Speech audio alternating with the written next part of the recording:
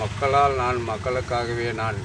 அனைத்து இந்திய அண்ணா திராவிட முன்னேற்றக் கழக ஏடிஎம்கே ரவி நான் பேசுகிறேன்.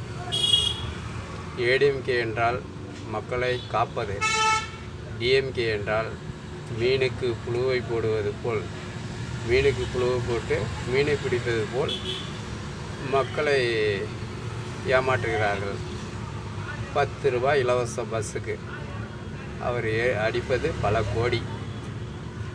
இது எந்த ஜனங்களும் புரிஞ்சிக்கல.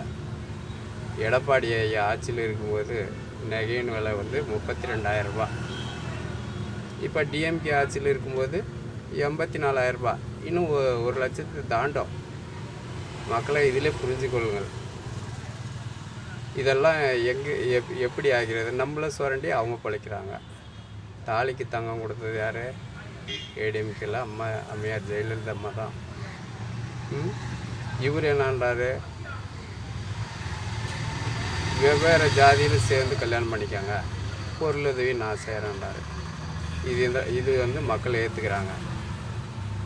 இதெல்லாம் எப்படி, என்ன காரணம்? நம்ம பாட்டாளி மக்களுடைய சுதந்திரத்தை பறிக்காதீங்க, மக்களுக்கு தேவையான உரிமையை கொடுங்க, அவங்களுக்கு என்னென்ன செய்யணுமோ அது செய்யுங்க அப்படின்னு அவர்கள் ஒரு பக்கம்.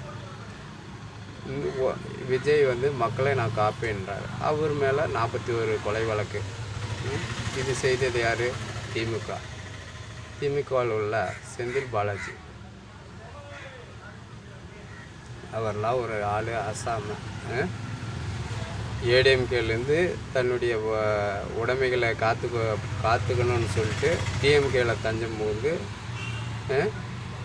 ஏடிஎம்கேவில் இருந்ததுனால இவ்வளோ வசதி வாய்ப்பு அவர்களுக்கு. ஏன் அதுக்கு முன்னே டிஎம்கேவில் இருக்க வேண்டியது தானே? எதுக்காக ஏடிஎம்கேவில் இருந்தார்? மக்களை சுரண்டுவதற்கு, மக்களை ஏமாற்றுவதற்கு. பாட்டிலுக்கு 10 ரூபா பில்லில் நல்லாவே பாட்டிலில் ஒட்டி வச்சுருக்காங்களே, அதெல்லாம் எதுக்கு? மக்களை கொள்ளடிக்கிறதுக்கு. இதெல்லாம் மக்களாகிய நீங்கள் உணர வேண்டும். வாழ்க ஜெய்கன், வளர்க தமிழகம். மக்களால் நான், மக்களுக்காகவே நான். ரவி ராமகிருஷ்ணன், ஏடிஎம்கே.